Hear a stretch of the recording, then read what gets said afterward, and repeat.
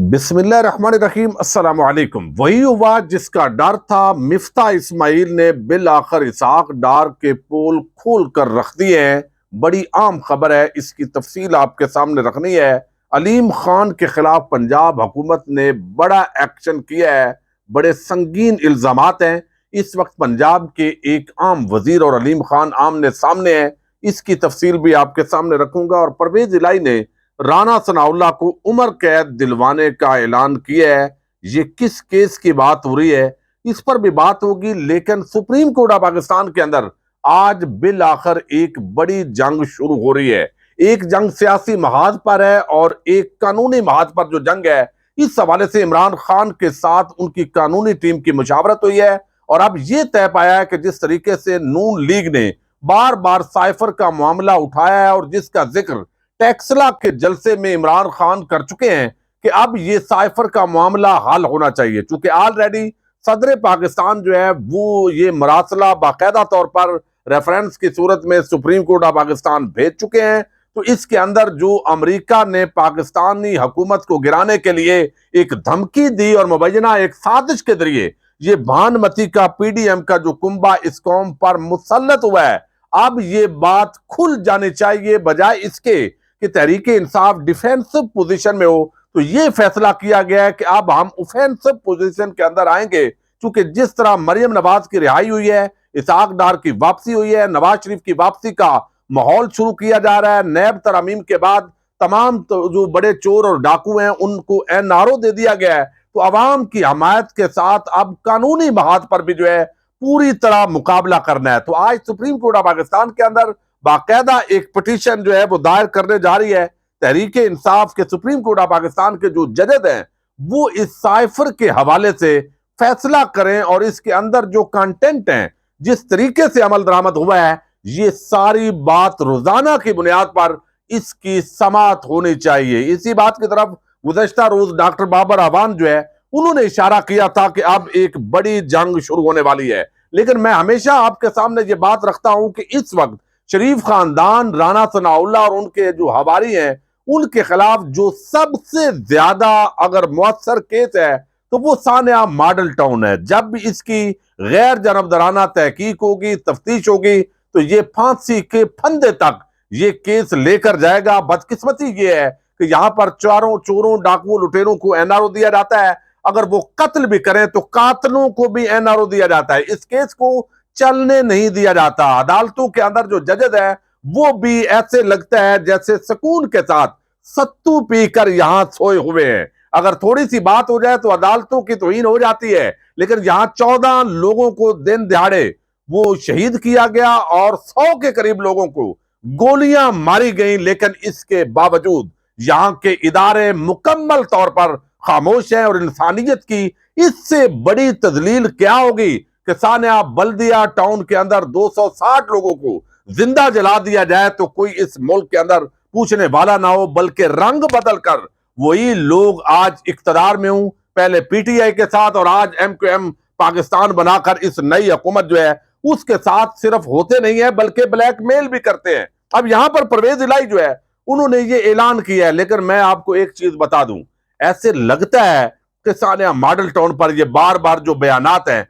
इनका कोई फायदा नहीं है। वजीर दाखिला पंजाब, उनके खिलाफ इस वक्त ट्विटर पर ट्रेंड चल रहा है कि कर्नल रिटायर हाशम डोगर को वजारत से हटाया जाए। उसकी बुनियादी वजह यह है कि वो ट्विटर पर एक्टिव हैं, लेकिन अमली तौर पर जो पीटीआई के कारकुनान हैं उनके खिलाफ जो कार्रवाइयां हो रही हैं वो उनको रोकने के अंदर मुकम्मल तौर पर नाकाम है। और ये बार बार बजाय इसके कि ये पंजाब हुकूमत जो है वो बयानात दे, पहले दिन से 5 महीने हो चुके हैं, 4 महीने जब से ये हुकूमत आई है, उसके साथ ही परवेज इलाही साहब ने कई मरतबा पाकिस्तान अवामी तहरीक के जो लोग हैं और नाज़िम आला हैं तहरीक मिनाजुल कुरान के खुरम नवाज गंडापुर, उनकी गुज़श्ता रोज जो है वो मुलाकात भी हुई है। और उसके अंदर उन्होंने बार बार कहा है कि ये जो कत्लेआम है इस पर तफ्तीश करें, तो ये फांसी का फंदा है और इंसाफ दें मजलूमीन को।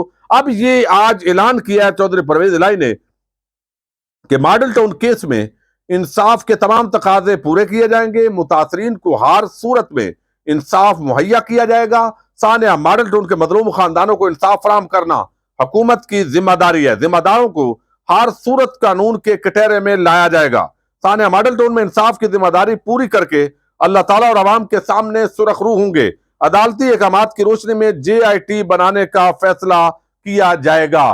तो ये किया जाएगा हटाएं, या तो असूली बात करें कि आप जो है कहीं पर रुकावटें हैं, कहीं पर बचाया जा रहा है, और ये फैसला कीजिए परवेज इलाही साहब, वरना ये सियासी स्टंट जो के तौर पर जब आपको मुखालफीन टफ टाइम दें, तो अब तो पाकिस्तान की आम पब्लिक ये समझती है कि जब आपको सियासत के तौर पर जो है वो किसी को चुप करवाना होता है नून लीग वालों को, तो आप सानिया मॉडल टाउन का नाम लेते हैं। ये किया जाएगा, छोड़े इंसाफ। इस वक्त लाहौर हाई कोर्ट के अंदर सानिया मॉडल टाउन पर इंसाफ का बहुत बड़ा कत्लेआम हो रहा है। मुअज़्ज़ज़ जजेस ने, जो JIT नहीं बनी थी, उन्होंने इन्वेस्टिगेट भी कर लिया था, इंक्वायरी भी हुई थी, बयानात भी हुए थे, लेकिन उनको रोक कर बैठे हैं कि लार्जर बेंच जो है वो समाप्त करेगा, और अगर कोई बात करेगा पाकिस्तानी शहरी तो फिर हमारी मुअज़्ज़ज़ अदलिया की तौहीन होगी, और मैं वो नहीं करना चाहता। 23 करोड़ लोगों की जो तौहीन होती है, काश हमारे मुअज़्ज़ज़ इदारे उनकी तौहीन के हवाले से भी कोई थोड़ा सा सोचें। अब यहां देखते हैं सानिया मॉडल टाउन के मजलूमीन को जब भी इंसाफ मिलेगा, तो ये शरीफ खानदान, राना सनाउल्लाह जैसे लोग अगर फांसी के फंदे पर नहीं होंगे तो उम्र कैद तक पहुंचेंगे। और ये परवेज इलाही ने कहा है कि जो सानिया मॉडल टाउन के अंदर राना सनाउल्लाह जो है वो उम्र कैद होगी इसको। दूसरी जो बड़ी डेवलपमेंट है वो आपके सामने रखनी इंतहाई जरूरी है, और उसका ताल्लुक है जो इस वक्त पंजाब हुकूमत है, उन्होंने सोसाइटी जो है वो अलीम खान की उस पर एक्शन किया, फिर AC पर तशद्दुद किया गया, जो गार्ड्स थे उनकी तरफ से 22 लोग इस वक्त गिरफ्तार हैं। मजीद गिरफ्तारियां का जो सिलसिला है वो जारी है, लेकिन जाहिर है जब इस तरह कोई भी पॉलिटिकल जो शख्सियत होती है, जब उसके खिलाफ एक्शन होता है, और समा TV के आप आजकल वो मालिक भी हैं, बदकिस्मती ये है कि वो तमाम कारोबारी और मोस्टली कब्जा माफिया और हाउसिंग सोसाइटियों वाले और बड़े बड़े कारोबारी लोग, वो खुद उन्होंने TV चैनल बना दिए हैं, और जब उनके खिलाफ कोई मामला होता है तो बाकी TV चैनल जो है वो खबर नहीं देते। और ये इस मुल्क की सहाफत का अजीब धंधा है। और इमरान खान अगर थोड़ी सी ऑडियो आ जाए तो तूफान बपा कर दिया जाता है। मरियम नवाज की 5 ऑडियो आ जाए शहबाज शरीफ की, तो कोई बोलने के लिए तैयार नहीं होता है। अब यहां देखिए कि इस पर एक पंजाब हुकूमत का मौकफ आया, और मैं समझता हूं नाजायज नहीं होना चाहिए, लेकिन जायज हो तो उसको अप्रिशिएट करना चाहिए। अब पंजाब के जो वजीर हैं मियां असलम, उन्होंने आज एक प्रेस कॉन्फ्रेंस की है। उन्होंने ये मामला वादे किया है कि इसको आप ये ना समझें, बल्कि ये नाजायज तौर पर कब्जा है। जरी जमीनों पर जितनी गवर्नमेंट ने जो जमीन दी थी उससे ज्यादा चुके उन्होंने ले ली है, तो जरी जमीन पर इस तरीके से हाउसिंग सोसाइटी बनाना ये गैर कानूनी है। तो बताया गया है कि पंजाब में गैर कानूनी हाउसिंग सोसाइटियों के खिलाफ कार्रवाई का फैसला किया गया है। पैसा हड़प करते हैं, लोगों को कब्जा नहीं देते, फाइलें बेचते रहते हैं, और ये प्राइवेट जेट में घूम रहे हैं। सबके साथ यकसा सलूक होगा। कब्जा माफिया की गर्दन मोटी हो चुकी है, और माफिया जिसको चाहे खरीद सकता है। दिन रात किरदार कुशी कर रहा है, मेरी भी किरदार कुशी की जा रही है। मियां असलम है, ये वजीर हाउसिंग है, ये सोचकर कि मजीद नुकसान ना कर दें कब्जा माफिया पर कोई हाथ नहीं डालता। आज आप वफाक के साथ मिलकर दुम छला बने हुए हैं। ये LDA के पास आए कि हमारी स्कीम की तोसी कर दें। LDA ने कहा जरी अरादी पर हाउसिंग सोसाइटी नहीं बना सकते। LDA ने कहा कि आप 665 कनाल जगह तक रहे, और सेक्रेटरी हाउसिंग ने भी इसको मुस्तरद कर दिया। आगे वो कहते हैं मास्टर प्लान के मुताबिक ग्रीन एरिया के अंदर हाउसिंग सोसाइटी आप नहीं बना सकते। 2012 में अदालत गया और स्टे ले लिया। इन्होंने गैर कानूनी तौर पर ग्रीन एरिया में काम शुरू किया, और इस पर जो है ये एक्शन किया गया। लेकिन हैरान जाऊं और मैं सदके जाऊं अपनी मुअज़्ज़ज़ अदालतों पर, 2012 के अंदर स्टे हो और वो स्टे चलता रहा और हमारे इदारे भूल जाएं, तो ये भी एक बड़ी डेवलपमेंट है। लेकिन अगर ये काम PTI के दौरे हुकूमत में पहले हो रहा था और उस वक्त नहीं रोका गया, और आज अलीम खान पर आप हाथ डाल रहे हैं, तो फिर भी ये एक बहुत बड़ा सवालिया निशान है। इंसाफ जो है वो प्रॉपर होना चाहिए। ये नहीं है कि PTI के अंदर हो तो वो इंसाफ और हो और ना हो तो और हो। लेकिन अब सबसे बड़ी जो बात है, यहां पर हीरो बनाने की कोशिश की गई। किसको? इसहाक डार को। पहले महंगा तेल महंगा होता गया, बाकी चीजें महंगाई की, ताकि इसहाक डार के जो आने का रास्ता है हमवार हो। इसहाक डार आए और वो आते ही ऐलान करे जनाब मैं आता गया हूं, तो ये मेरी जो है IMF वालों से बात हो गई है, ये फलां से हो गई है, लिहाजा अब जो है वो आपको बहुत बड़ा रिलीफ दे दिया है। गुज़श्ता दिनों आपको इल्म है 12.5 रुपए जो है पेट्रोल और डीजल उसकी कीमतों के अंदर जो कमी हुई, तो साथ ही कहा गया कि अब आपको बड़े रिलीफ मिलेंगे। लेकिन मिफ्ता इस्माइल जो पिछले 5 महीने जिसको हीरो बनाते रहे कि जनाब वो बड़े मुश्किल फैसले कर रहा है मुल्क के लिए, तो उसको तो जीरो बना दिया गया और ऐसे बनाया कि बेइज्जत करके रख दिया। और बिल आखिर जितना भी बंदा बेचता हो वो बिल आखिर बोल तो जाता है। अब मिफ्ता इस्माइल जो है उसने आज जबान खोल दी है और उसने बता दिया है कि ये सारी जो गेम है ये क्या हो रही है। मिफ्ता इस्माइल ने अब बोलना शुरू कर दिया है और उसकी जबान जो है वो अब खुली है और उसने पोल खोल दिया है।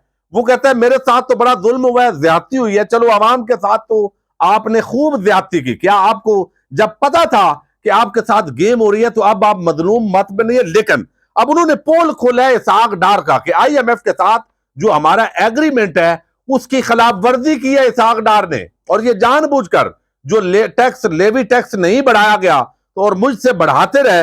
अब ये आप जरा सुनिएगा, ये पूरी गेम उन्होंने खोल के रख दी है। वो कहते हैं कि जब मैंने ओहदा संभाला तो 2 हफ्ते बाद ही इसहाक डार की वापसी की खबरें आ गई। खुद को अपने ओहदे पर गैर महफूज समझता था, इसलिए 2-3 हफ्ते बाद मुलाकात का वक्त नहीं देता था। ये जरा एक कॉन्फ्रेंस के अंदर है। अब वो कहते हैं कि कुछ रोज पहले कहा कि हुकूमत वक्त पूरा करेगी, अपना पता नहीं। इस पर काबीना अरकान ने पूछा कि ऐसा क्यों कहा, लेकिन अब मैं सच्चा साबित हो गया हूं। अब वो कहते हैं कि IMF ने कहा कि किस्त मिलने के बाद आप पेट्रोल पर लेवी नहीं लगाएंगे, लेकिन मैंने IMF को यकीन दिलाया कि पेट्रोल पर लेवी लगाऊंगा। 3 माह बाद पेट्रोल पर 10-10 और डीजल पर 5-5 रुपए लेवी लगाई, मगर इस महीने हुकूमत ने फिर लेवी नहीं बढ़ाई। यानी IMF के वो जो बड़ी बातें करते थे ना अहमद मीर एंड कंपनी, वो टोला, कितने बेशरम लोगों ने उस वक्त तो कहा था कि इमरान खान ने IMF के जो मुआहदा है उसकी खिलाफ वर्जी कर दी है कि वो यानी उन्होंने कम कर दी है कीमतें। तो अब कितने बोले हैं, अब तो कह रहे हैं, अब तो उछल रहे हैं। अब तो वो खवातीन एंकर्स, मैं नाम नहीं लेना चाहता, ऐसे लगता है जैसे नाच नाच कर घुंघरू तोड़ डालेंगी कि भाई बहुत बड़ा रिलीफ दे दिया तो IMF की खिलाफ वर्जी कर रहा है। ये मिफ्ता इस्माइल कह रहा है। और वो कहता है कि वजीर आजम के मुशीर ने कहा कि IMF से पूछो क्या हम 3 माह पेट्रोल की कीमत बरकरार रख सकते हैं। तो मैंने मुशीर को जवाब दिया कि मर कर भी ये नहीं पूछूंगा। यानी ये वजीर आजम को उन्होंने कहा, मैंने जवाब दिया है, लेकिन अब लेवी नहीं लगाया गया और ये यहां पर जो है यकतरफा हुकूमत ने फैसला किया और अल्लाह ही हाफिज है। ये बात खुद इस वक्त भी मुशीर है मिफ्ता इस्माइल, और वो बता रहा है कि इसहाक डार के लिए ज़हर माहौल बनाया जा रहा था। मैं तो था ही गैर महफूज, मुझे कोई पता नहीं था किस टाइम इसहाक डार आ जाएगा। और अब जो है ये पाकिस्तान का अल्लाह हाफिज है, यानी मैं तो बचा रहा था और आगे ये रिलीफ के नाम पर ये पूरी गेम बनाई गई।